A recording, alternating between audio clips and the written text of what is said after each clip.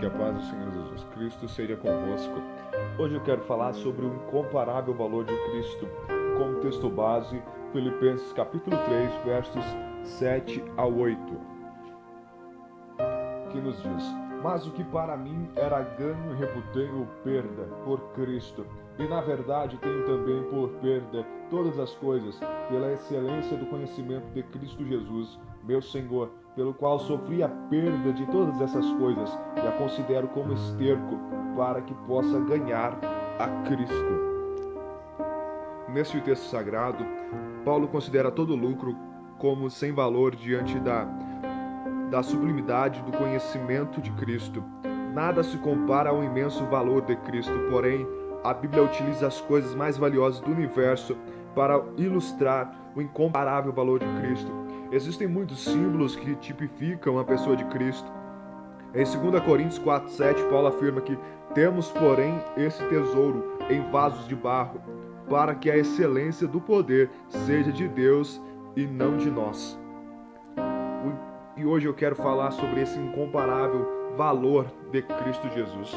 Em Gênesis 49, verso 24, o Senhor é a pedra preciosa de Israel. Nessa qualidade, o Senhor Jesus Cristo é mais valioso do que o maior diamante que existe no mundo. Em Jó 22, 25, o Senhor é o nosso ouro mais fino. Nessa qualidade, Jesus Cristo é mais valioso do que o mais nobre dos metais que existe no mundo. Em Jó 22, 25, o Senhor é a nossa prata escolhida. Nessa qualidade, Jesus Cristo é mais valioso do que todo o lastro de valor que existe nas moedas do mundo inteiro. Em Isaías 28, 16, o Senhor é a pedra eleita e preciosa. Nessa qualidade, Jesus Cristo é mais valioso que todos os brilhantes que existem no universo. Em Mateus 13, 44, Cristo é o nosso tesouro escondido. Nessa qualidade, Jesus Cristo é mais valioso do que toda a fortuna que existe no mundo. Em Mateus 13, 45, Cristo é a nossa pérola de grande valor. Nessa qualidade, o grande valor de Jesus Cristo não pode ser dimensionado e nem calculado. Em Apocalipse 3, 17 ao 18, Cristo é o grande negociador do ouro refinado. Cristo é a nossa grande riqueza. Em Hebreus 11, 24 ao 26, a Bíblia afirma que, pela fé, Moisés, sendo já grande, recusou ser chamado filho da filha de Faraó, escolhendo antes ser maltratado com o povo de Deus, do que por um pouco de tempo ter o gozo do pecado, tendo por maiores riquezas o vitupério de Cristo do que os tesouros do Egito, porque tinha em vista a recompensa. Em 1 Pedro 1, do 7 ao 9, o apóstolo Pedro afirma: para que a prova da vossa fé, muito mais preciosa do que o ouro que perece e é provado pelo fogo, se ache em louvor e honra e glória na revelação de Jesus Cristo, ao qual, não o havendo visto a mais, no qual, não o vendo agora, mas crendo, vos alegrais com gozo inefável e glorioso, alcançando o fim da vossa fé, a salvação da alma. Em Apocalipse 3, 17 ao 18, o próprio Cristo oferece a verdadeira riqueza para os crentes soberbos e autossuficientes de Laodiceia, dizendo: como dizes, rico sou e estou enriquecido e de nada tenho falta, não sabes que és um desgraçado, miserável, pobre e cego e nu? Aconselho-te que de mim compres ouro provado no fogo, para que te enriqueças, e vestes brancas para que te vistas, e não apareça a vergonha da tua nudez, em que unjas os olhos com colírio para que vejas. Jesus Cristo é o nosso maior tesouro, a nossa maior riqueza e a nossa maior herança. Não há nada no universo que se compare ao seu imenso valor. Jesus Cristo é incomparável. Jesus Cristo é o centro e o amago da Bíblia, centro e o amago da história e o centro e o amago de nossa vida.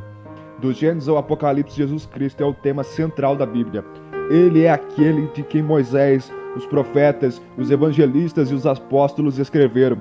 No Antigo Testamento, Deus formou a nação de Israel para preparar o cenário para a vinda do seu amado Filho Jesus Cristo. E no Novo Testamento, Jesus Cristo nasce para salvar a humanidade.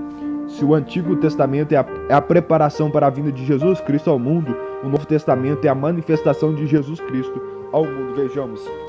Em Gênesis, ele é o princípio de todas as coisas. Em Êxodo, ele é o grande libertador de Israel.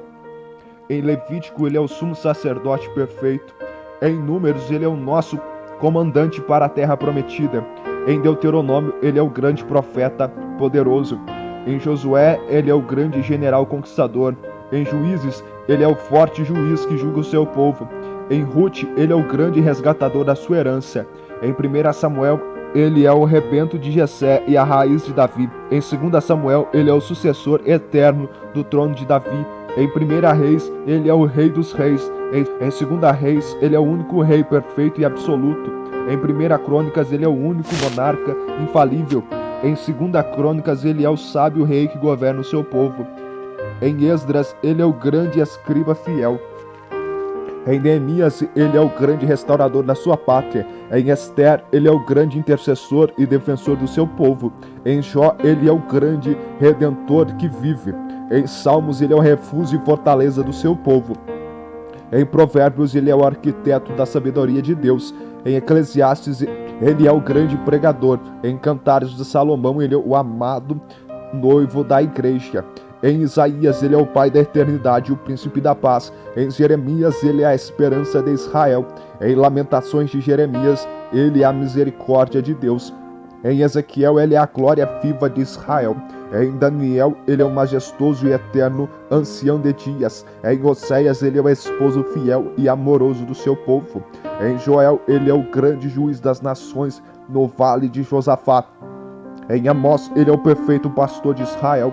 Em Obadias, ele é a perfeita justiça de Deus. Em Jonas, ele é o grande missionário. Em Miqueias, ele é o grande cidadão de Belém. Em Naum, ele é a fortaleza do seu povo no dia da angústia. Em Abacuque, ele é o grande avivalista da obra de Deus. Em Ageu, ele é o desado de todas as nações. Em Sofonias, ele é a magnífica proteção do seu povo. Em Zacarias, ele é o homem renovo. Em Malaquias, ele é o sol da justiça. Em Mateus, ele é o verdadeiro Messias de Israel. Em Marcos, ele é o ilustre carpinteiro de Nazaré. Em Lucas, ele é o médico por excelência. Em João, ele é o verbo de Deus. Em Atos dos Apóstolos, ele é o batizador com o Espírito Santo. Em Romanos, ele é o grande justificador. Em 1 Coríntios, ele é o vitorioso Senhor da igreja. Em 2 Coríntios, ele é o esposo fiel da igreja. Em Gálatas, ele é o libertador dos escravos da lei. Em Efésios, ele é o cabeça da igreja. Em Filipenses, ele é a alegria superabundante da igreja. Em Colossenses, ele é a imagem do Deus invisível. Em 1 Tessalonicenses, ele é o Senhor que arrebatará a sua igreja. Em 2 Tessalonicenses, ele é o Senhor que destruirá o anticristo. Em 1 Timóteo, ele é o único mediador entre Deus e o homem. Em 2 Timóteo, ele é o reto juiz que nos coroará. Em Tito, ele é a bem-aventurada esperança da igreja. Em Filemão, ele é o nosso grande fiador. Em Hebreus, ele é o autor consumador da nossa fé. Em Tiago, ele é o legislador da lei perfeita. Em 1 Pedro, ele é o sumo pastor e bispo das nossas almas. Em 2 Pedro, ele é o Senhor que não retarda a sua promessa.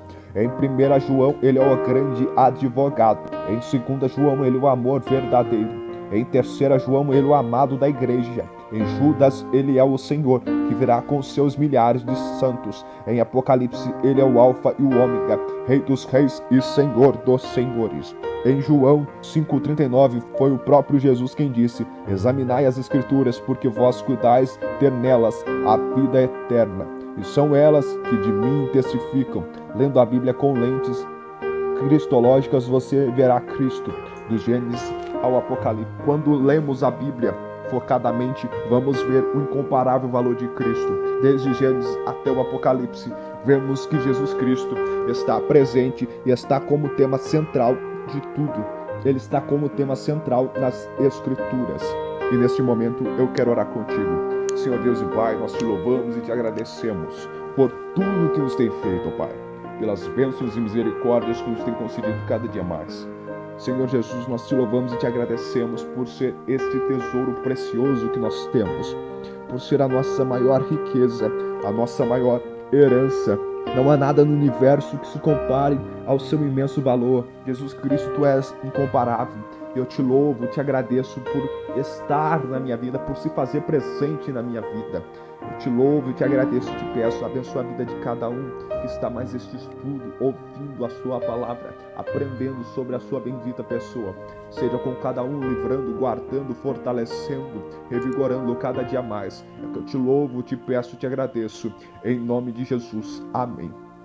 Que você possa ser abençoado por mais esta palavra da parte de Deus. Que Deus seja convosco, que você tenha uma noite abençoada. Amém.